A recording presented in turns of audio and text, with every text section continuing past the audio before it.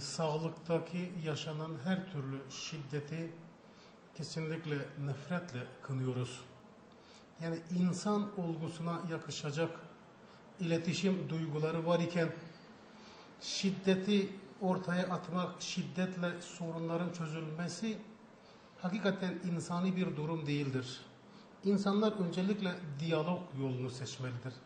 Çünkü çözümün ortak noktası iki insanın karşılıklı olarak anlayışlı cümleler kurarak birbirlerine iletişim kurabilmesidir. Tabii ki özellikle de sağlıktaki şiddet gün be gün artıyor. Sadece geçen hafta özellikle de bu Gürpınar'da yaşanan o menfur olaydan sonra böyle istatistiksel bir yapı ve medyaya düşenleri bir araştırayım dedim.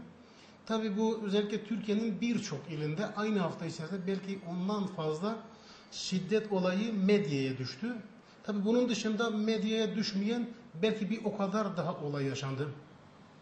Şimdi sağlıkta özellikle de bu Gürpınar'da yaşanan o vahim olay hakikaten insana hizmet etmek için yollara düşen, gecesini gündüzüne katan, zaman mevhumu, mesai mevhumu olmaksızın hizmet eden bir birime karşı yapılmış olması hakikaten sadece sağlık camiasını değil, tüm Türkiye'deki ve tüm insanlığı incitmiştir. O bayan arkadaşlara el kaldırmaları, utanmadan demir levyelerle, demir çubuklarla bayan o arkadaşlarımızın özellikle de elbette ki şoför arkadaşımızın da durumu var ama özellikle de bizim kültürümüzde, bizim ananemizde, bizim inancımızda bir bayana el kaldırmak yoktur.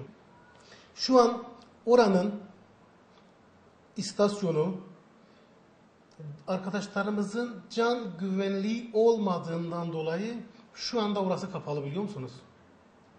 Kapalı olmasının temel nedeni bu kendini bilmez iki insanın kavgasından dolayı ve sağlık camiasının da can güvenliği olmadığı gerekçesiyle ve şu anda o bölgede yaşayan belki 20.000 insan şu anda bu hizmetten yoksun bırakıldı. Burada basit bir darp olayı vardı. Burada bir kasıt vardı.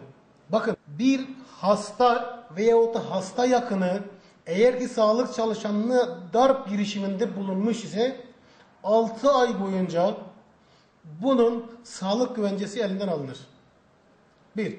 İkincisi, bu insan teşhir edilir. Denilir ki bu insan bakın sağlık çalışanlara şiddet uyguladı, teşhis ediyor, herkes duysun diyor.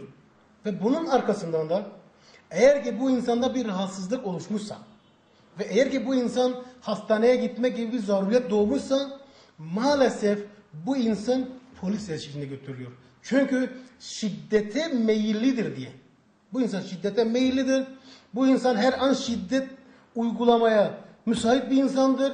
Dolayısıyla da bu insan polislerle götürülüp tekrar polisler hastanenin dışına çıkarılıyor.